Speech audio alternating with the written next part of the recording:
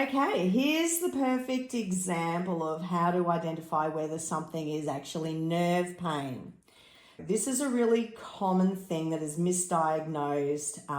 What did your GP diagnose as that? Originally, they thought it was going to be a mortal fracture or something, Okay. and then said it was a stressed tendon. Okay, perfect. So we've had x-rays, we've eliminated all of the nasty stuff.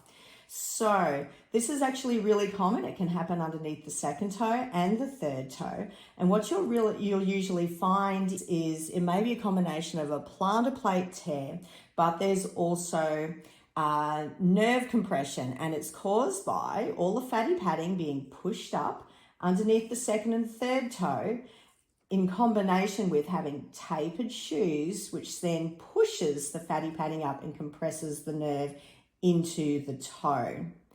So the way to actually figure out whether this is the case, and it's pretty much means that the person is unable or inefficiently able to transfer their weight through propulsion from the outside part of their foot through to the big toe. And it's a combination of all of those things, and this is how you find it out. So I love using X marks the spots because that way you can take a photo and see if there's reduction of nerve pain.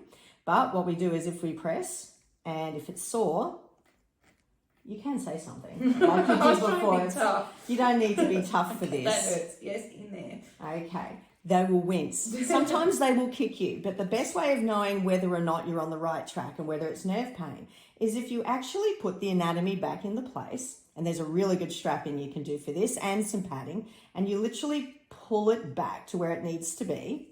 And then if you push in the same spots, please tell me if this hurts, but you should be able to press quite hard and you actually won't get any pain in that area. Not at all. But if you let it go back and the fatty padding goes up, if you were to push, yep, that hurts.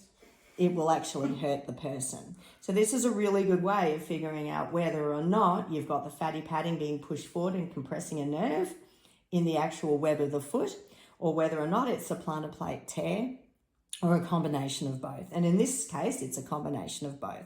So we'll have to attack it from a multi-toolbox approach to actually remedy this.